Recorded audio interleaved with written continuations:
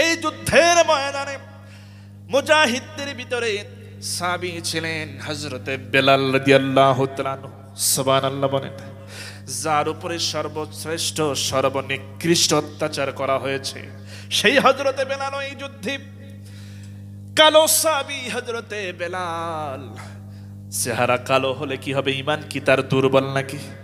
দুর্বল না মজবুত? চেহারা যত কালোই হোক, এই বেলাল আজান না দিলে ভোর হয় না। সুবহানাল্লাহ। তার চেহারার না আল্লাহ পাক তার অন্তরটা দেখেছেন। সেই হযরতে বেলাল দূর থেকে দেখলো ওই তো আমার মনিব উমাইয়াকে দেখা যায় যে আমাকে নির্যাতন করেছে, আমাকে বুকের উপরে পাথর চাপা দিয়ে মরুভূমির উপরে চিৎ করে শোয়া, বুকের উপরে পাথর চাপা দিয়ে রেখেছে। ফুটন্ত উত্তপ্ত ওই মরুর বালু একেবারে ফুটন্ত পানির মতো আমার শরীরের মধ্যে ঢুকে পড়েছে, ঝলসে গেছে চামড়াগুলো। তবু তারা নির্যাতন বন্ধ করে নাই। এই দৃশ্য, এই নির্যাতনের খবর সমস্ত সাহাবীদের ভিতরে জানা হয়ে গেছে। এবার ওই বেলাল লক্ষ্য করে দেখতেছেন আমার মনিব উমাইয়াকে বদরে দেখা যায়। এবার সে চিন্তা করতেছে আমার এই নির্যাতনের কথা শুনে রাসূলের অনেক সাহাবীরা তারা তো এই উমাইয়ার উপরে এতই ক্ষিপ্ত হয়েছে যে তারা প্রতিশোধ নেওয়ার জন্য সবসময় সদা প্রস্তুত। যে বেলালকে যে হত্যা করার চিন্তা করেছে, নির্যাতন করেছে ঈমান আনার কারণে, ওই উমাইয়াকে কাছে পেলে ছেড়ে দেব না। এই সমস্ত সাহাবীরাও তো ময়দানে আছে, দেখি তো উমাইয়াকে একটা শায়েস্তা করা যায় কিনা। এবার হযরতে বেলাল চিৎকার দিয়ে বলতেছে, কে আছো? ও রাসূলের সাহাবীরা তোমরা কে কোথায় আছো? দেখো আমাকে যে নির্যাতন করেছে সেই উমাইয়াকে আমি দেখতে পাচ্ছি, তোমরা পারলে তাকে ধরো। কে আছো? মুজাহিদেরা কারা আছো? আমাকে যে নির্যাতন করেছে আর আমার নির্যাতনের খবর শুনে তোমরা যারা সহ্য করতে পারো না, সাহাবীরা, ও রাসূলের সাহাবীরা, ও বদরের মুজাহিদরা, ওই যে উমাইয়াকে দেখতে পাওয়া যায়, তাড়াতাড়ি তাকে ধরো। এবার উমাইয়া দূর থেকে বুঝতে পেরেছে বেলাল তার দিকে আঙ্গুলি নির্দেশ করে ইশারা দিয়ে বোঝায়া দিচ্ছে, মনে হয় কাউকে দেখায়া দিচ্ছে। এবার উমাইয়া একদিকে তো কাফের বেঈমানেরা পালাতে শুরু করেছে, এবার উমাইয়াও ভেবেছে হায় হায় সর্বনাশ, বেলাল যেহেতু আমাকে দেখায়া দিচ্ছে তার মানে আমার নির্ঘাত মৃত্যু হয়ে যাবে, আমার দিকে আক্রমণ শুরু হয়ে যাবে, বাঁচার কোনো উপায় থাকবে না। এবার উমাইয়া মনে মনে ভাবতেছে কিভাবে এখান থেকে বাঁচা যায়, রক্ষা পাওয়া যায়। এবার উমাইয়া চতুর্দিকে তাকাচ্ছে কোন দিক দিয়ে সে পালিয়ে যাবে। এবার পালানোর কোনো রাস্তা না পেয়ে হঠাৎ করে লক্ষ্য করে দেখে তার সামনে কিছু দূরেই একজন সাহাবী দাঁড়ানো। নাম হলো তার হযরতে আব্দুর রহমান ইবনে আউফ রাদিয়াল্লাহু তাআলা আনহু। লম্বা চওড়া সুন্দর চেহারার সাহাবী হযরত আব্দুর রহমান ইবনে আউফ। এবার উমাইয়া দেখতে পেয়ে আর দেরি করে নাই, সঙ্গে সঙ্গে দৌড় মেরে আব্দুর রহমান ইবনে আউফের কাছে চলে যায়, গিয়ে বলে, আব্দুর রহমান কোথায় ছিলা তখন? আমাকে তাড়াতাড়ি বাঁচাও, তুমি তো আমার ঘনিষ্ঠ মানুষ, একসঙ্গে কত ব্যবসা করেছি, এক এলাকার মানুষ আমরা, তাড়াতাড়ি আমাকে বাঁচাও। ওই তো দেখো বেলালের কারণে, বেলাল দেখায়া দিয়েছে, আর নবীর সাহাবীরা, নবীর অনুসারীরা আমার দিকে তেড়ে আসতেছে, অনেকে আসতেছে তরবারি উঁচু করে নিয়ে, আমাকে মনে হয় হত্যা করে ফেলবে, তাড়াতাড়ি আমাকে বাঁচাও, তুমি আমার আপনজন, এই মুহূর্তে তুমি ছাড়া আমাকে বাঁচানোর আর কেউ নাই। এবার হযরত আব্দুর রহমান ইবনে আউফ রাদিয়াল্লাহু তাআলা আনহু টেনশনে পড়ে গেলেন, চিন্তায় পড়ে গেলেন। কারণ যতই যুদ্ধের ময়দান হোক, যতই জিহাদের ময়দান হোক, একজন মুসলমানের কাছে যদি একজন শত্রুও যদি আশ্রয় চায়, তাহলে মুসলমানের কাজ হলো তাকে আশ্রয় দেওয়া। সুবহানাল্লাহ বলেন। ইয়া রাসূলুল্লাহ, আমরাও জিহাদে যেতে চাই, একটু অনুমতি দিয়ে দেন। নবীজি বলেন, না না, তোমরা ছোট মানুষ, অনুমতি হবে না। এবার দুইজন বলে, ইয়া রাসূলুল্লাহ, আমরা ছোট হতে পারি, কিন্তু আমরা জানতে পেরেছি এই বদরে যারা আসতেছে এর মধ্যে একজন হলো আবু জেহেল, যে কিনা সবচাইতে বেশি কষ্ট দিয়েছে আপনাকে। আমরা শুনতে পেরেছি সেই আবু জেহেল এই যুদ্ধে আসতেছে। আমরা তাই নিয়ত করেছি, দুই ভাই সিদ্ধান্ত নিয়েছি আবু জেহেলকে আমরা টার্গেট করব, তাকে দুনিয়া থেকে বিদায় করব। এই নিয়তে আমরা এসেছি। ইয়া রাসূলুল্লাহ, আপনাকে যে বেশি কষ্ট দিয়েছে, আপনার প্রতি যে জুলুম করেছে, ওই আবু জেহেলকে আমরা শায়েস্তা করতে চাই, একটু অনুমতি দিয়ে দেন। নবীজি অনুমতি না দিয়ে তাদের মনের অবস্থাটা বুঝতে চাইলেন। এরপরে কি ঘটনা ঘটলো আমাদের সকলের জানা। দুই ভাইকে কুস্তি লাগানো হলো। এবার দেখা গেল বড় ভাই শক্তি বেশি, স্বাভাবিকভাবেই ছোট ভাইকে তার বুকের নিচে ফেলায়া উপরে সে বসে পড়ল। এবার নবীজি বুঝতে পারলেন বড় ভাই তো জিতে গেছে। হঠাৎ করে নিচ থেকে ছোট ভাই বড় ভাইয়ের কানটা ধরে মুখের কাছে নিয়ে বলছে, ভাইজান তুমি আমার বয়সে বড়, শক্তির দিক থেকেও তুমি বড়, তুমি তো জিতবে মারামারি করে কুস্তি করে, এটা তো স্বাভাবিক।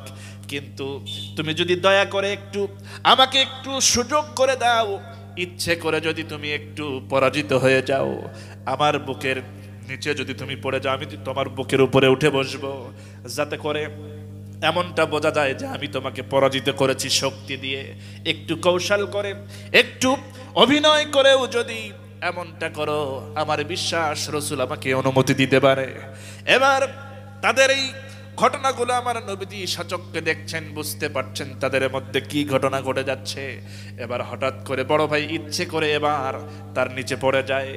নবীজি বুঝতে পারলেন, আর দেরি করলেন না, বললেন, ও মাজ মুআওয়িজ, তোমাদের দুই ভাইকে আমি যুদ্ধে যাওয়ার জন্য পারমিশন দিয়ে দিলাম। তাহলে 311 আর এই 2 কত হলো? 313 জন, তাও সামান্য। আর কাফেরেরা 1000-এর বেশি। এই 1000-এর মধ্যে আবার আমার নবীজির আপন চাচাও আছে আবু জেহেলের সাথে।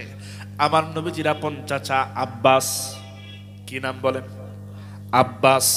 তিনি কি পাড়াতো চাচা নাকি আপন চাচা? একেবারে রক্তের। এই আব্বাস ইবনে আব্বাস তখন তো ইসলাম কবুল করে নাই, তিনিও আছেন। এমনকি সে ঘোষণা দিয়েছে আবু জেহেলকে এবং কুরাইশ নেতাদের বলেছে, এই 1000 সৈন্যদের 10 দিনের যত খরচ, খাবার থেকে শুরু করে যত খরচ, আমি আব্বাস সব খরচ গ্রহণ করলাম। নাউজুবিল্লাহ বলেন। চিন্তা করেন, রাসূলের চাচা, রাসূলের আপন চাচা আব্বাস কাফেরদের সৈন্যদের খরচ বহন করে এবং যুদ্ধে সে শামিল হয়েছে, এবং আমার নবীজির মেয়ের জামাইও আছে এর মধ্যে। এবার তারা আসতেছে, আমার নবীজি সাহাবীদের ডেকে বলছেন, শোনো সাহাবীরা, এই যুদ্ধে বদরে যারা আসতেছে সবাই কিন্তু আপনজন, সবাই কিন্তু নিজেদের রক্তের সম্পর্কের, কারো ভাই, কারো মামা, কারো ফুপা, কারো পিতা, এরকম আত্মীয় স্বজন, সবাই রক্তের সম্পর্কের আত্মীয় স্বজন আসতেছে যুদ্ধ করার জন্য। শুনে রাখো, সবার আগে হলো ঈমান। সবার আগে কি আবার বলেন? সবার আগে কিন্তু ঈমান। পিতা আগে নয়, ভাই আগে নয়, মামা আগে নয়, সন্তান আগে নয়, আত্মীয় আগে নয়, কোন বন্ধুর সম্পর্ক আগে নয়, আগে হলো ঈমান। শোনো সাহাবীরা, আগে ঈমান, আগে আল্লাহ, আগে আল্লাহ রাসূল, আল্লাহর দিন, আল্লাহর প্রতি ঈমান, এগুলো হলো আগে, আর বাকি সব হলো দুনিয়ার সবকিছু হলো পরে। সুতরাং যেহেতু তারা আপনজন, সবার আত্মীয় স্বজন আসতেছে এই বদরে আমাদেরকে দুনিয়া থেকে বিদায় করার জন্য, ইসলামকে দুনিয়া থেকে মুছে ফেলে দেওয়ার জন্য। সুতরাং শুনে রাখো সাহাবীরা, আমরা সংখ্যায় কম, শুধু তাই নয়, আমাদের অস্ত্র শস্ত্রও তেমন নাই। সামান্য কয়েকটা ভাঙা তরবারি, এরপরে কয়েকটা লোহার হেলমেট, আর মাত্র কয়েকটা উট আর ঘোড়া, তেমন তো কিছু আমাদের নাই। সুতরাং শুনে রাখো সাহাবীরা, যাদের ঢাল আছে, তরবারি আছে, তোমরা ধারণ করে নাও। যাদের লোহার হেলমেট আছে, তোমরা হেলমেট পরে নাও। আর যাদের লোহার হেলমেট নাই মাথা ঢাকার জন্যে, তারা চেহারা খোলা রেখে যুদ্ধের ময়দানে হাজির হবে না। কারণ তোমার আত্মীয় স্বজন, তোমার সম্পর্কের, রক্তের সম্পর্কের লোক যখন দেখবে পরিচিত মানুষ, তখন তো আর যুদ্ধ করতে মন নাও চাইতে পারে, শয়তান ওয়াসওয়াসা দিতে পারে, আপনজন হওয়ার কারণে তার সাথে যুদ্ধে নাও জড়াতে পারো। এখানে তোমার ঈমান তোমাকে দুর্বল করে দিতে পারে, এমনকি তুমি ক্ষতিগ্রস্ত হয়ে যেতে পারো, ইসলাম ক্ষতিগ্রস্ত হয়ে যেতে পারে। এজন্য চেহারা খোলা রাখা যাবে না। যদিও লোহার হেলমেট নাই, তথাপিও চেহারা ঢেকে রাখতে হবে। এই জন্যে যাদের হেলমেট নাই তোমরা পাগড়ি ব্যবহার করো, পাগড়ি দিয়ে তোমাদের চেহারাটাকে সম্পূর্ণ ঢেকে ফেলো, যাতে করে বোঝা না যায় এটা অমুক, এটা অমুক, এটা অমুকের ভাই, অমুকের সন্তান, অমুকের ভাগ্নে, এটা যেন বোঝা না যায়। চেহারা ঢেকে ফেলো, শুধু চোখ দুটো কোন রকমে বের করো, যাতে করে তোমরা যুদ্ধ করতে পারো, দেখতে পারো সুস্পষ্ট ভাবে। এইরকম করে দুটি চোখ বের করে রাখো। সবাই তাই করলেন, আমার নবীজির অর্ডারকে ফলো করলেন, মজবুত ইমান বুকে ধারণ করে। এবার সমস্ত সাহাবী, সামান্য কয়েকজনের শুধু লোহার হেলমেট ছিল, তারা হেলমেট পরে নিলেন, চেহারাটা ঢেকে গেল। কিন্তু অধিকাংশ সাহাবীর তো হেলমেট নাই, তারা পাগড়ি পরিধান করলেন, সমস্ত চেহারাটা মাথা পেঁচায়া পেঁচায়া সব চেহারা ঢেকে ফেলে শুধু চোখ দুটো বের করে রাখলেন। ময়দানে হাজির হয়ে গেল 313 জন। লড়াই হবে। আমার নবীজি সব কিছু উপলব্ধি করতে পারছেন, আবার সতর্ক করে দিচ্ছেন সাহাবীরা, শুনে রাখো, তোমরা তোমাদের সমস্ত রোজা যারা সমস্ত রোজাদাররা রোজা তোমরা ভেঙ্গে দাও। কারণ আবু জেহেলরা সুযোগ নিয়েছে এই যুদ্ধের ময়দানে আমাদেরকে ঘায়েল করবে, কারণ তারা জানে আমরা রোজা আছি। কি আছি? রোজা। কারণ বদরের যুদ্ধ হয় হলো রমজান মাসে। চিৎকার দিয়ে বলেন কোন মাসে? রমজান মাসে। আবু জেহেল এটাই টার্গেট করেছে, আমরা ক্ষুধার্ত থাকবো, এই সুযোগে তারা আমাদেরকে শেষ করাবে। কিন্তু আমি রাসূল ঘোষণা দিয়ে দিচ্ছি, ও সাহাবীরা, এই মুহূর্তে তোমরা রোজা ভেঙ্গে দাও, এরপরে যুদ্ধের জন্য ময়দানে দাঁড়িয়ে যাও। আমার নবীর কথা শুনে সামান্য কয়েকজন সাহাবী রোজা ভাঙলেন, কিন্তু অধিকাংশ সাহাবী তারা রোজা ভাঙলেন না। এবার অধিকাংশ সাহাবীদের মনের ধারণা হলো, আমরা কেন এই রোজা ভাঙবো? রোজার তো অনেক পুরস্কারের কথা আমরা শুনেছি, সামান্য একটা আমল করলে বহু গুণ সওয়াব আল্লাহ দিবে। রোজাদারের মুখের দুর্গন্ধ মিশক আম্বরের চাইতেও বেশি পবিত্র আল্লাহর কাছে। কথা বলেন ঠিক কিনা? শুধু তাই নয়, রোজাদারের সেহরির সময়ে বরকত, ইফতারের সময় পুরস্কার আছে রোজাদারের জন্য। শুধু তাই নয়, রোজাদারদের জন্য রায়্যান নামক দরজা দিয়ে জান্নাতে যাওয়ার সুযোগ আছে। এই যে কত কত ফজিলত, এই ফজিলতগুলো মনে করে সাহাবীরা, অধিকাংশ সাহাবীরা তারা মনে মনে ভাবতেছেন আমরা রোজা ভাঙবো না, আমরা রোজা রেখেই যুদ্ধ করব, রোজার সওয়াবও নেব, জিহাদের সওয়াবও নেব, দুই সওয়াবই আমরা নিতে চাই। এটা হলো অধিকাংশ সাহাবীর ধারণা। কিন্তু আমার নবীজি অর্ডার করেছেন রোজা ভাঙার জন্যে। এজন্যে যত কিছুই সাহাবীরা ভাবুক না কেন, নবীজির অর্ডারকে ফলো করার মাধ্যমেই হচ্ছে কল্যাণ। কথা বলা ঠিক কিনা? এই জন্যে যারা সামান্য কয়েকজন রোজা ভেঙ্গেছেন তারা সঠিক কাজ করেছেন। অধিকাংশ সাহাবী যখন ধারণা করেছেন আমরা রোজা ভাঙবো না, দুই সওয়াব আমরা নেব, রোজা রাখার সওয়াবও নেব, আবার যুদ্ধ করার সওয়াবও নেব। আমার নবীজি অধিকাংশ সাহাবীর এই মনের এই ধারণাগুলো বুঝতে পারলেন, অনুধাবন করতে পারলেন। এজন্য আমার নবীজি দেরি না করে একটা উঁচু জায়গায় তিনি উঠে দাঁড়িয়ে গ্লাস ভর্তি পানি আমার নবীজি হাতের মধ্যে নিয়া, এই গ্লাস ভর্তি পানি আমার নবীজি পান করলেন আর বললেন, ও সাহাবীরা, আমি বিশ্ব নবী রোজা ভেঙ্গে দিলাম, তোমরা সবাই এবার রোজা ভেঙ্গে দাও। আল্লাহু আকবার। নবীজি বললেন, শোনো সাহাবীরা, আমি রাসূল রোজা ভাঙলাম, তোমরাও রোজা ভেঙ্গে দাও। কারণ এইভাবে করে শুধু আজকে নয়, কিয়ামত পর্যন্ত যদি ইসলামকে আঘাত করার জন্য, আল্লাহর দিনকে মুছে ফেলার জন্য, আল্লাহর দিনকে জমিন থেকে মিটিয়ে দেওয়ার জন্য, ইসলামকে মুছে ফেলার জন্য যদি কিয়ামত পর্যন্ত কাফের বেঈমানেরা এইভাবে করে আঘাত করতে আসে, যুদ্ধ করার জন্য আসে, প্রয়োজনে কিয়ামত পর্যন্ত রোজা ভেঙে দিয়ে হলেও যুদ্ধ করা যায় যাচ্ছে। আমার নবীজি বুঝায় দিলেন, শোনো সাহাবীরা, রোজা ভেঙ্গে দিয়ে যুদ্ধ করো। আজকে যদি ইসলাম কায়েম থেকে যায়, আগামী বছর আবার রোজা রাখার সুবহানাল্লাহ বলেন, আগের দিন কায়েম হয়ে যাক। এবার আমার নবীজি সামান্য সাহাবীদেরকে নিয়ে যুদ্ধ শুরু করার জন্য যখন অর্ডার করলেন, লড়াই চল, যুদ্ধ শুরু হয়ে গেছে। আমার ভাইয়েরা খেয়াল করুন, এবার এই যুদ্ধ আত্মীয় স্বজনদের সাথে, নিজের বংশের সাথে যুদ্ধ, বন্ধু বান্ধবদের সাথে যুদ্ধ।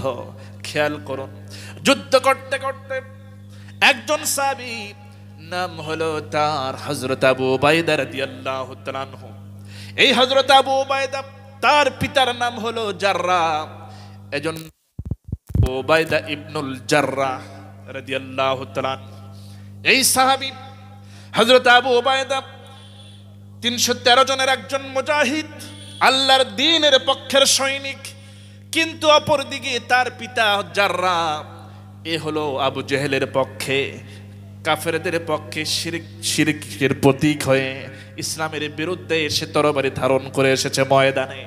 একবার খেয়াল করুন, আমার আল্লাহর নবীর পক্ষে, রসুলের পক্ষে, দ্বীনের পক্ষে হলো সন্তান আবু উবাইদা, আর কাফেরদের পক্ষে ইসলামের বিরুদ্ধে তরবারি ধারণ করছে পিতা জাররাহ।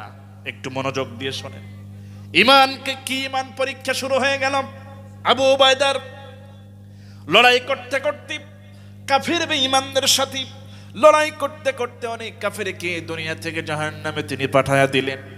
এবার হঠাৎ করে তিনি লক্ষ্য করলেন, আবু উবাইদা খেয়াল করতেছেন যে আহারে, সামনে তো আমার পিতা জাররাহকে দেখা যায়। এবার তার পিতা জাররাহ বুঝতে পারে নাই যে তার সামনে তার সন্তান আবু উবাইদা দাঁড়িয়ে। কারণ ওই যে নবীজি বলেছেন, চেহারা যেন খোলা না থাকে, চেহারা ঢেকে ফেলবা যেন বুঝতে না পারে। এই জন্য আবু উবাইদা রাদিয়াল্লাহু তাআলা আনহু একেবারে এমন ভাবে চেহারাটা পাগড়ি দিয়ে পেঁচায় পেঁচায় ঢেকে রেখেছেন, শুধু চোখ দুটো বের করা। এই জন্য তার পিতা জাররাহ বুঝতে পারে না এটাকে। এবার আবু উবাইদা খেয়াল করতেছেন, আমার পিতা জাররাহকে দেখা যায় না, না পিতার সঙ্গে তো আমি সন্তান হয়ে তরবারি ধারণ করতে পারি না। এই কথা মনে করে হঠাৎ করে তিনি সেখান থেকে সরে পড়লেন, কৌশল করে হেকমত করে সেখান থেকে তিনি সরে পড়লেন। পিতার সাথে তিনি লড়াই করতে চাইলেন না, দূরে কোথাও গিয়ে অন্য কাফিরের সঙ্গে তিনি লড়াই লিপ্ত হয়ে গেলেন। হঠাৎ করে তার মনের মধ্যে জাগ্রত হলো, তার ঈমান তাকে প্রশ্ন করছে, আবু উবাইদা রে, এটা যুদ্ধের ময়দান, এটা জিহাদের ময়দান, তুমি আবু উবাইদা ইসলামের পক্ষে, আল্লাহর দ্বীনের পক্ষে, রাসূলের সৈনিক হয়ে এই ময়দানে দাঁড়িয়ে গেছো, তুমি ইসলামের পক্ষে তরবারি ধারণ করেছো রে আবু উবাইদা। তোমার বিপক্ষে যে এসেছে তোমার পিতা হলে কি হবে?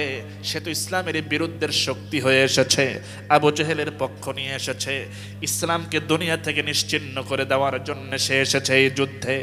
তোমার এই অনীহার কারণে, অবহেলার কারণে, তোমার ঈমানের দুর্বলতার কারণে যদি নবীজি আক্রান্ত হয়ে যান, ইসলাম যদি ক্ষতিগ্রস্ত হয়ে যায়, আবু উবাইদা রে, কিয়ামতের ময়দানে আল্লাহ রাব্বুল আলামিন তোমাকে আসামি বানাতে পারে। এই কথা মনে করে তার মনের ভিতরে প্রশ্নগুলো জাগ্রত হচ্ছে, আর তিনি ভাবতেছেন, না আমার তো ভুল হয়ে যাচ্ছে। পিতা মনে করে তো তার সঙ্গে লড়াই বন্ধ করা চলবে না।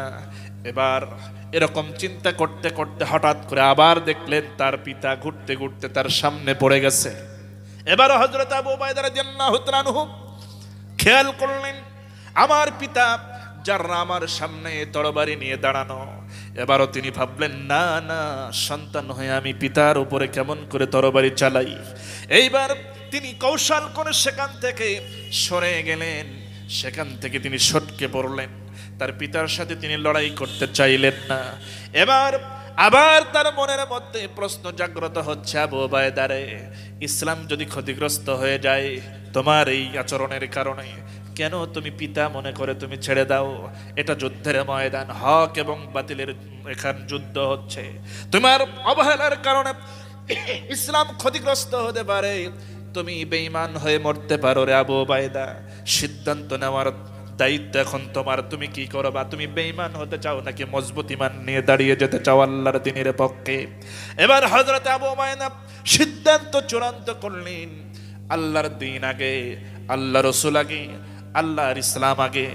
ঈমান তাহলে তো পূর্ণ না হবে না যদি এগুলোকে প্রাধান্য না দেই। কারণ রাসূল বলেছেন, লা ইউমিনু আহাদুকুম হাত্তা কুনা হাব্বা ইলাইহি মিন ওয়ালিদিহি ওয়া ওয়ালাদিহি ওয়ান নাসি আজমাইন। হযরত আনাস থেকে বর্ণিত হাদিস, নবীজি বলেছেন, ওই ব্যক্তি ততক্ষণ পর্যন্ত প্রকৃত মুমিন হতেই পারবে না। খুব খেয়াল করেন কি বচনভঙ্গি, কোন ভাষায় নবীজি বলছেন, ওই ব্যক্তি ততক্ষণ পর্যন্ত প্রকৃত মুমিন হতেই পারবে না যতক্ষণ পর্যন্ত সে তার স্ত্রী, সন্তান, ধন সম্পদ, এমনকি পিতামাতা, আত্মীয় স্বজন, এমনকি জায়গা জমি, সয় সম্পদ, এমনকি নিজের জীবনের চাইতে রসুলকে, আল্লাহকে, আল্লাহর দিনকে বেশি ভালোবাসতে না পারবে, মহব্বত করতে না পারবে, ততক্ষণ পর্যন্ত ওই প্রকৃত মোমেন হতে পারবে না। এবার আবু উবাইদার মনের মধ্যে শুধু এই কথা জাগ্রত হচ্ছে, তাহলে পিতা মনে করে যদি আমি ছেড়ে দেই এই ময়দানে, আমি তো বেঈমান হয়ে যাব। আল্লাহ তো আগেই, রসুল তো আগেই, আল্লাহর দিন আগে, এরপরে বাকি সব। এবার চূড়ান্ত করলেন সিদ্ধান্ত, না, এবার আমার পিতা হলে কি হবে যদি আমার সামনে পড়ে যায়, মোকাবেলা হবে তরবারি দিয়ে। পিতা বলে আমি তাকে ছেড়ে দেব না। ইসলামের পক্ষে যে তরবারি ধারণ করেছি এটা হকের পক্ষে চলবে, এর সামনে যেই পড়ুক না কেন তাকে খাতির করা চলবে না। এই মনে করে লড়াই করতেছেন অন্যান্য কাফেরদের সাথে যুদ্ধ করতে করতে একটা পর্যায়ে হঠাৎ করে লক্ষ্য করলেন তার সামনে তার পিতা আবার পড়ে গেল। এবার তার পিতা জাররাম, এবার তার সামনে যখন পড়ে যায় আবু উবাইদা, এবার আর দেরি করে নাই, মজবুত ঈমান বুকে ধারণ করে হযরত আবু উবাইদা রাদিয়াল্লাহু তাআলা আনহু এবার আল্লাহু আকবার বলে এমন জোরে সজোরে আঘাত করেছেন তার পিতা জাররার গর্দান বরাবর, এমন জোরে আঘাত করেছেন, দেখা গেল কিছুক্ষণের ব্যবধানে, মুহূর্তের মধ্যেই তার পিতার দেহ থেকে মস্তকটা মাটিতে পড়ে গড়াগড়ি খেতে লাগলো, গর্দানটা আলাদা হয়ে মাটিতে গড়াগড়ি খেতে লাগলো। আবু উবাইদা এবার চিৎকার করে তার তরবারিটা এইভাবে করে ছুঁড়ে ফেলে দিয়ে এক দৌড় মারলেন। এক দৌড়ে যুদ্ধের ময়দানের বাইরে পাহাড়ের গোড়ায় বসে তিনি হাউমাউ করে কান্নাকাটি করা শুরু করে দিলেন। এতক্ষণ তো মজবুত ঈমানের পরিচয় দিয়ে এবার তার পিতা কুফরের শক্তি হয়ে, কাফেরদের পক্ষের শক্তি হয়ে আসার কারণে এবার তিনি পিতাকে পিতা মনে না করে মজবুত ঈমানের পরিচয় দিয়ে আল্লাহর দ্বীনের পক্ষে তরবারি চালায়া পিতার গর্দানটা নামায়া দিয়েছে। এটা তো সিদ্ধান্ত সঠিক, এটা তো সঠিক কাজ করেছেন, কিন্তু কান্নার কারণ হলো, ডুকরে ডুকরে কান্নার কারণটা হলো সে তো সন্তান, যাকে হত্যা করেছে সে তো পিতা। যত কিছুই হয়ে যাক না কেন, কাফের হোক বেঈমান হোক, সন্তান এবং পিতার মধ্যে মহব্বত আছে না নাই? সবাই বলেন আছে না নাই? এই মহব্বতের কারণে, ভালোবাসার কারণে তিনি হাওমাও করে কাঁদতেছেন, হারে আমি আবু উবাইদা, আমার এই হাতে আমার পিতাকে আমি দুনিয়া থেকে বিদায় করে দিয়েছি, আমি সন্তান হয়ে আমার জন্মদাতা পিতাকে দুনিয়া থেকে বিদায় করে দিয়েছি। এই কথা বলে মহব্বতের কারণে তিনি কাঁদতেছেন, কিন্তু তার ঈমান কিন্তু বিন্দু পরিমাণ দুর্বল হয় নাই। সুবহানাল্লাহ, বিন্দু পরিমাণ ঈমান দুর্বল হয় নাই। মহব্বতের কারণে তিনি এইভাবে কান্নাকাটি করছেন। এদিকে যুদ্ধের ময়দানে লড়াই চলছে, যুদ্ধ চলছে। হঠাৎ করে দেখা গেল কাফের বেঈমানেরা দলে দলে পালিয়ে যাওয়া শুরু করেছে। আর এই যুদ্ধে এমন ঘটনা ঘটেছে, এরকম মজবুত ঈমান নিয়ে ময়দানে হাজির হওয়ার কারণে আল্লাহ রাব্বুল আলামিন অসংখ্য ফেরেশতা দিয়ে মুসলমানদের সাহায্য করেছে। সুবহানাল্লাহ, কোরআন বলছে ইন্নাল্লাযীনা ক্বালু রাব্বুনাল্লাহ সুম্মা ইসতাকামু তাতানাজ্জালু আলাইহিমুল মালাঈকা আল্লা তাখাফু ওয়া লা তাহজানু ওয়া আবশিরু বিল জান্নাহ।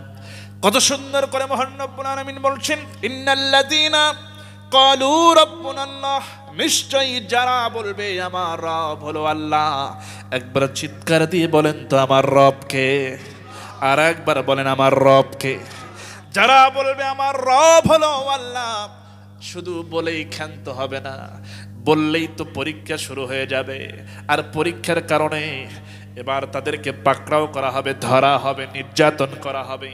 তবুও তারা সুম্মাস্তাকামু, এর উপরে অটল থাকবে, দণ্ডায়মান থাকবে, পিছপা হবে না, পিছলে যাবে না। যতই নির্যাতন করা হোক না কেন তাদেরকে, তবুও তারা দণ্ডায়মান থাকবে। প্রয়োজনে তাদের সামনে যদি এমন বুলেট হাজির করা হয়, এমনকি ফাঁসির দড়ি যদি হাজির করা হয়, তবুও ঈমানদার ফাঁসির দড়িকে ভয় পায় না। আমার ভাইয়েরা, যারা এরকম সুম্মাস্তাকামু, দণ্ডায়মান থাকবে, ইস্তিকামাত থাকবে, তাদের উপরে তো পরীক্ষা শুরু হয়ে যাবে। এরকম করে যারা দণ্ডায়মান থাকবে তাদের জন্য আল্লাহ পাক বলছেন এরকম যদি করে তাহলে আল্লাহ তাখাফু, তাদের কোনো ভয় নাই, ওয়ালা তাহজানু, তাদের চিন্তাও নাই, ওয়া আবশিরু বিল জান্নাহ, আর তাদের জন্য জান্নাতের সুসংবাদ। এবার আয়াতের মধ্যে আল্লাহ পাক বলেছেন তাতানাজ্জালু আলাইহিমুল মালাইকা, শব্দ বলেছেন এই ধরনের মুজাহিদদের জন্য আমি আল্লাহ পাক ফেরেশতাদেরকে নাজিল করি। সুবহানাল্লাহ। এই বদরে তাই হয়েছে, ফেরেশতা নাজিল করে আল্লাহ পাক সাহায্য করেছেন।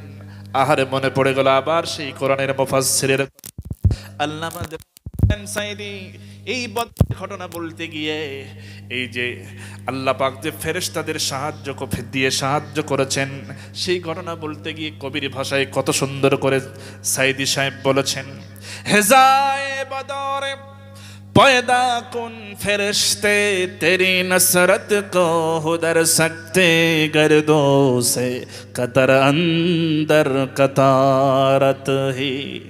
এরকম করে কবির ভাষায় কত সুন্দর করে তিনি বলেছেন, তার মানে হলো বদরে আল্লাহ রাব্বুল আলামিন মুসলমান মুজাহিদ দলের জন্য কাতারে কাতারে ফেরেশতা নাজিল করে সাহায্য করেছেন।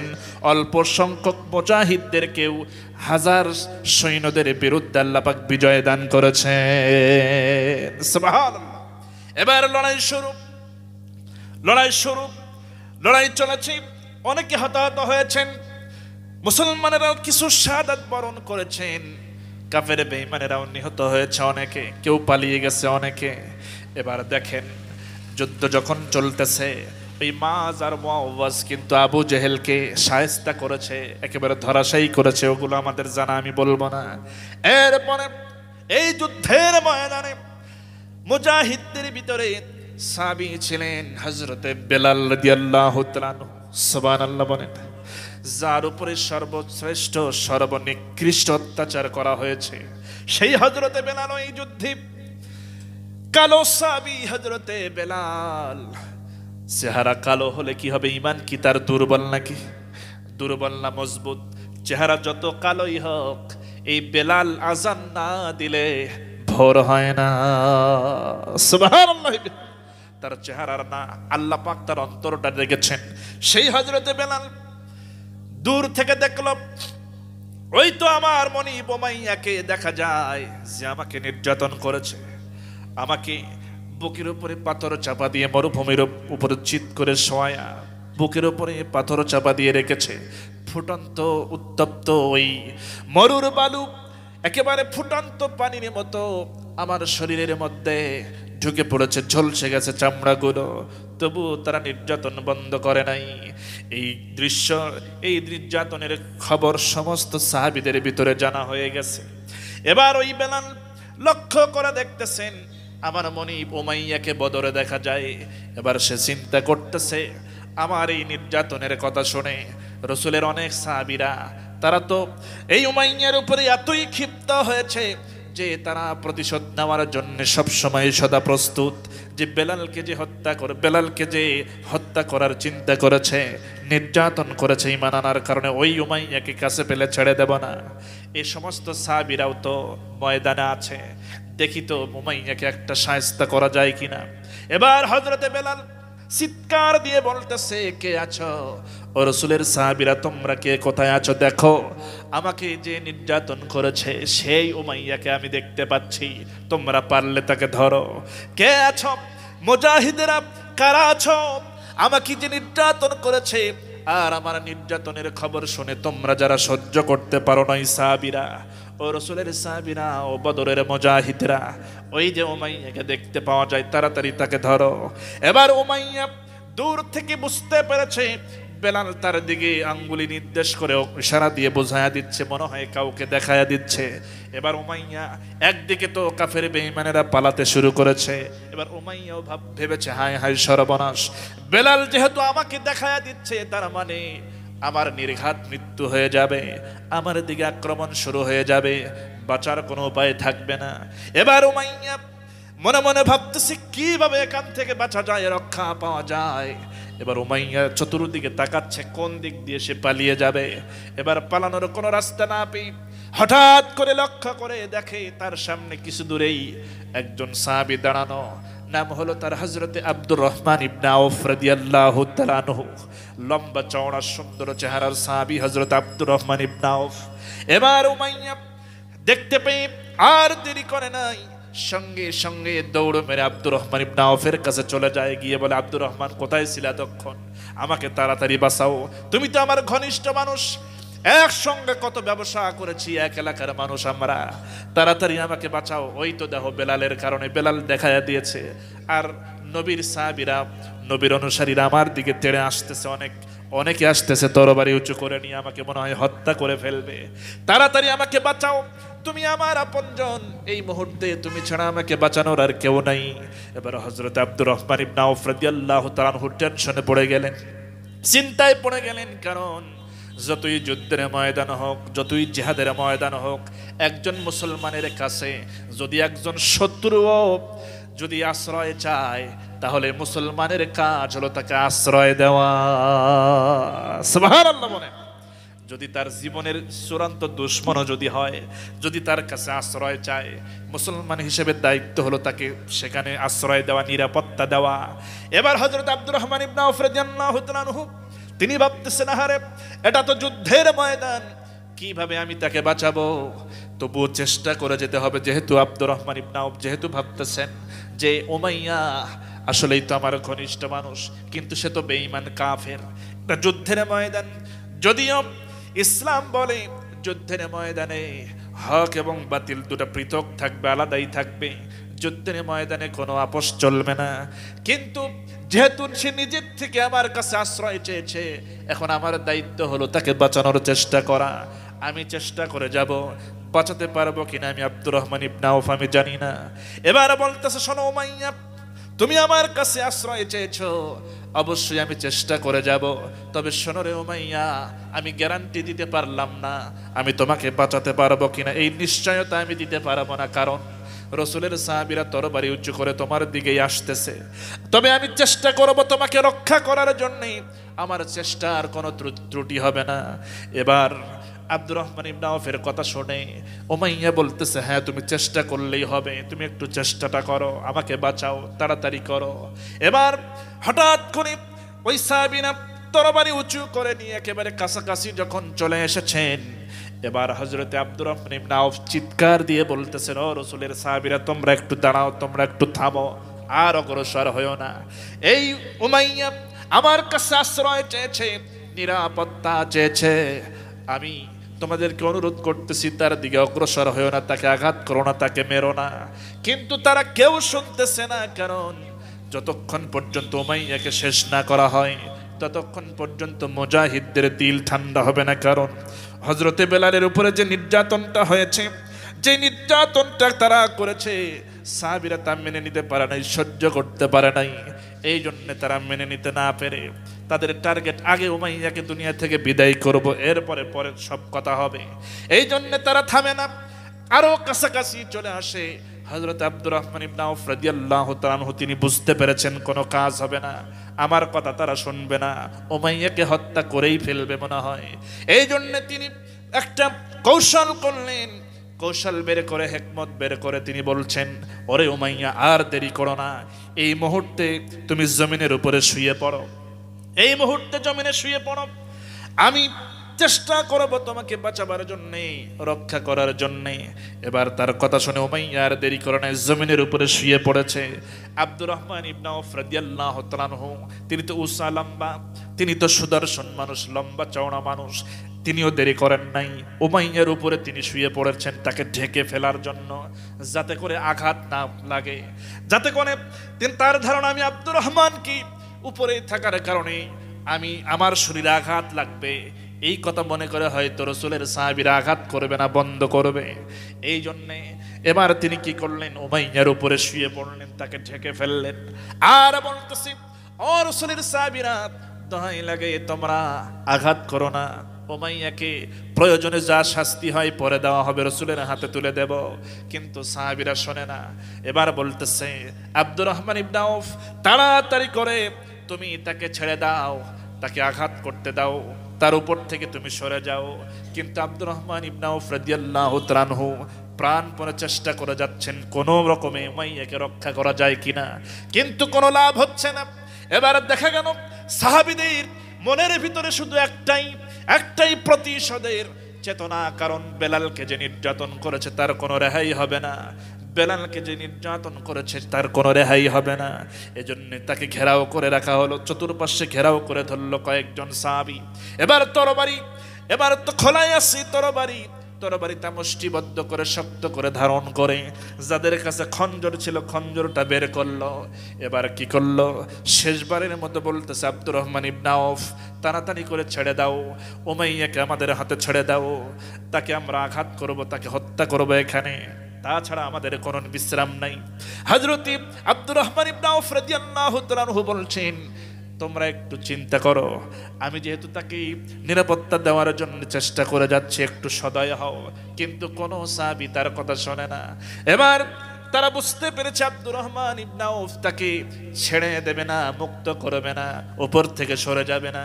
এজন্য তারা কি করলো, একেবারে মাটির নিচ দিয়ে আব্দুর রহমানের শরীরের নিচ দিয়ে, শরীরে যেন আঘাত না লাগে এজন্য একেবারে মাটির নিচ দিয়ে তরবারি এরকম ভাবে খোঁচায়া তরবারি দিয়ে ঘা দেওয়া শুরু করলো, খঞ্জর দিয়ে ঘা মারা শুরু করলো। দুই পার্শ্ব থেকে, চতুর্পার্শ্ব থেকে সাহাবীরা তরবারি মাটির নিচ দিয়ে ঢোকায়া দিয়া উমাইয়াকে ক্ষত বিক্ষত করে দুনিয়া থেকে উমাইয়াকে বিদায় করে দেয়। আল্লাহু আকবার। হযরত আব্দুর রহমান ইবনে আউফ রাদিয়াল্লাহু তাআলা আনহু আর তাকে রক্ষা করতে পারলো না, উমাইয়ার বিদায় হয়ে গেল। হযরত বেলালের কাছে এসে বলা হলো, ও ভাই বেলাল, তোমার সাথে তো আমাদের রক্তের কোনো সম্পর্ক নাই, তুমি যতই কালো হও, যতই আফ্রিকার মানুষ হও না কেন, তোমার সাথে সম্পর্ক হলো আমাদের ঈমানের সম্পর্ক, যেই সম্পর্কের চাইতে বড় কোনো সম্পর্ক পৃথিবীতে আর হতে পারে না। যেমন আমি বাংলাদেশি মানুষ, আমার সাথে আপনার রক্তের সম্পর্ক নাই, এটা ঠিক, কিন্তু যতই আমি বাংলাদেশি হোক না কেন, যতই আমি আমেরিকান হই না কেন, যতই আমি আফ্রিকার হই না কেন, কালেমার ঘোষণা যখন দিয়েছি তখন থেকে আমি আপনি ভাইয়ে পরিণত হয়ে গেছি। ঈমানের সম্পর্ক আমাদের মধ্যে তৈরি হয়ে গেছে। আর যেই সম্পর্ক পিতার চাইতে, সন্তানের চাইতে, ভাইয়ের চাইতে, চাচার চাইতে, মামার চাইতে, সব চাইতে বেশি, সব চাইতে বড় ঈমানের সম্পর্ক। আপনার ভাই যদি বেঈমান হয়, আপনার ভাই যদি ইসলামের বিরুদ্ধাচরণ করে, আর সেই ক্ষেত্রে আমি যদি ঈমানের পক্ষে দাঁড়িয়ে যাই, আপনার ভাইয়ের চাইতে আমি আপনার কাছে আপন। সুবহানাল্লাহ। আমার ভাইয়েরা, তাই সাহাবীরা বলছেন, ভাই বেলাল, আমাদের আত্মা শীতল হয়ে গেছে। আজকে তোমার উপরে নির্যাতন হয়ে যাওয়া যেই তোমার মনিব, যার গল্প শুনে এসেছি এতদিন কাল, তোমার উপর নির্যাতনকারী ব্যক্তিকে, উমাইয়াকে দুনিয়া থেকে বিদায় করতে পেরে আমাদের কলেজাটা ঠান্ডা হয়ে গেছে। আমরা একটু তৃপ্তি বোধ করছি, তোমার উপর নির্যাতনকারীকে আমরা হত্যা করতে পেরেছি। আমার ভাইয়েরা, এইভাবে করে ময়দানে বিভিন্ন ধরনের ঘটনা ঘটে যায়। আমার নবীজি এবার যুদ্ধের শেষ পর্যায়ে নবীজি বললেন, সাহাবীরা তাড়াতাড়ি করে তোমরা সাহাবীদের হিসাবটা আমার কাছে দাও, দেখো তো কারা কারা শহীদ হয়েছে। আমার নবীজিকে জানানো হলো, ইয়া রাসূলুল্লাহ, মুসলমানদের মুজাহিদদের ভিতরে শহীদ হয়েছে আমরা দেখলাম 14 জন। কতজন বলেন? 14 জন শহীদ হয়েছেন, শাহাদাত বরণ করেছেন। আর 17 জন কাফের বেঈমানেরা নিহত হয়েছে, আর 70 জনকে আমরা বন্দী করেছি। ইয়া রাসূলুল্লাহ, আশ্চর্যের ব্যাপার হলো, এই বন্দীদের মধ্যে আপনার মেয়ের জামাইও আছে, আপনার আপন চাচা আব্বাসও আছে। আল্লাহু আকবার বলেন। এবার সাহাবীরা বলছেন, ইয়া রাসূলুল্লাহ, যাদেরকে আমরা বন্দী করেছি তাদের ভিতরে আপনার মেয়ের জামাই আছে, আপনার আপন চাচা আব্বাস আছে, তাদেরকেও আমরা বন্দী করে রেখেছি। আমার নবীজি শুনলেন, চিন্তিত হয়ে গেলেন, আহারে, একেবারে কাছের মানুষ, পরিবারের মানুষ এসেছে ইসলামকে ধ্বংস করে দেওয়ার জন্য। আমার ভাইয়েরা, এইবার আমার নবীজি বললেন, তাদের ব্যাপারে সিদ্ধান্ত পরে নেওয়া হবে, আগে আমাকে বলো তো আবু ওবায়দা কোথায়, একটু তাকে আমার কাছে হাজির করো। এবার সবাই আবু ওবায়দা রাদিয়াল্লাহু তাআলা আনহুকে খোঁজার জন্য চলে যায়, কোথাও তাকে খুঁজে পাওয়া যায় না। নবীজিকে বলা হলো, ইয়া রাসূলুল্লাহ, আবু ওবায়দাকে তো আমরা কোথাও পেলাম না। নবীজি বলছেন, তাড়াতাড়ি করে চলে যাও, খোঁজে, এই জিহাদের ময়দান, বদরের সীমানার বাইরেও তোমরা খুঁজে দেখো, অবশ্যই তাকে পাবে। তাড়াতাড়ি করে আবু উবাইদাকে আমার সামনে হাজির করো। এবার সবাই মিলে আবু উবাইদা রাদিয়াল্লাহু তাআলা আনহুকে খোঁজার জন্য চলে যান। হযরত ওমর ফারুক রাদিয়াল্লাহু তাআলা আনহু তিনিও খুঁজতে চলে গেলেন। গিয়ে দেখতে পেলেন সীমানার বাইরে, বদরের যে সীমানা তার বাইরে আবু উবাইদা রাদিয়াল্লাহু তাআলা আনহু বাচ্চা ছেলের মতো ডুকরে ডুকরে কেঁদে কেঁদে তোর চোখটা ফুলাইয়া ফেলেছে। হযরত আবু উবাইদা রাদিয়াল্লাহু তাআলা আনহুকে হযরত ওমর ডাকতেছেন, আবু উবাইদা রে, তাড়াতাড়ি করে চলো, রাসূল তোমাকে তালাশ করছেন, রাসূল তোমাকে ডেকেছেন। হযরত আবু উবাইদা কাঁদতে কাঁদতে হযরত ওমরের সঙ্গে রওনা করলেন, নবীদের সামনে হাজির হলেন। নবীজি আবু উবাইদার চেহারা দেখে মুস্কি মুস্কি হাসতেছেন। এবার হযরত আবু উবাইদা রাদিয়াল্লাহু তাআলা আনহু চোখের পানি ছেড়ে কাঁদতেছেন, তার কান্না তো বন্ধ হয় না। এবার নবীজি হাসতেছেন, আবু উবাইদা কান্দে। সাহাবীরা ভাবতেছেন, আহারে আশ্চর্য হয়ে গেলাম, বুঝলাম না ব্যাপারটা। আবু উবাইদা কান্দে, আবু উবাইদার চোখে পানি আর রাসূলের মুখে মুস্কি হাসি, কারণটা কি বুঝলাম না। এবার সাহাবীরা আশ্চর্য হয়ে নবীজিকে প্রশ্ন করে বসলেন, ইয়া রাসূলুল্লাহ, বুঝলাম না ব্যাপারটা, আপনি হাসেন, আপনার মুখে মুস্কি হাসি, কিন্তু আবু উবাইদার চোখে পানি, বুঝলাম না বিষয়টা, ব্যাপারটা কি একটু বলা যাবে কি? এবার নবীজি বললেন, ও সাহাবীরা, শুনে রাখো, শুনে রাখো, আমি নবী, আমাকে যা জানানো হয় তোমাদের জানানো হয় না। শুনে রাখো, শোনানো হয় না। শুনে রাখো, আবু উবাইদার জন্য সুসংবাদ, সেটা হলো সে মজবুত ইমানের কারণে, ইমানকে প্রাধান্য দিয়ে তার ইমানকে মজবুত আকার ধারণ করে তার কুফরির শক্তি নিয়ে আসা জন্মদাতা পিতাকে সে গর্দানটা নামায়া দিয়েছে। আল্লাহর কাছে এই কাজটা এত পছন্দ হয়ে গেছে, আল্লাহ পাক জিব্রাইলের মাধ্যমে একটু আগে জানায়া দিল যে হে রাসূল, তাকে জানায়া দেন, আবু উবাইদাকে শোনায়া দেন যে কাজটা সে করেছে আল্লাহর আরশ খুশি হয়ে গেছে, তার জন্য দুনিয়াতে বেঁচে থাকার অবস্থায় আল্লাহ রাব্বুল আলামিন তাকে জান্নাতের সুসংবাদ দিয়েছে। সুবহানাল্লাহ। 10 জন সাহাবী দুনিয়াতে জান্নাতের সুসংবাদ পেয়েছেন, তার মধ্যে আরেকজন হলেন হযরত আবু উবাইদা ইবনুল জাররাহ রাদিয়াল্লাহু তাআলা আনহু। তার ঈমান দুর্বল না মজবুত? আল্লাহ পাক আমাদের ঈমানটাকে মজবুত করুন, বলছে আমিন। আখির দাওয়ানা আলহামদুলিল্লাহি রাব্বিল আলামিন। আসসালামু আলাইকুম ওয়া রাহমাতুল্লাহি ওয়া বারাকাতুহু। মেহমান এসেছেন, তিনি আলোচনা পেশ করবেন, তার নামে ঘোষণা হবে। আপনারা আমার জন্য দোয়া করবেন, আপনাদের জন্য দোয়া রইল।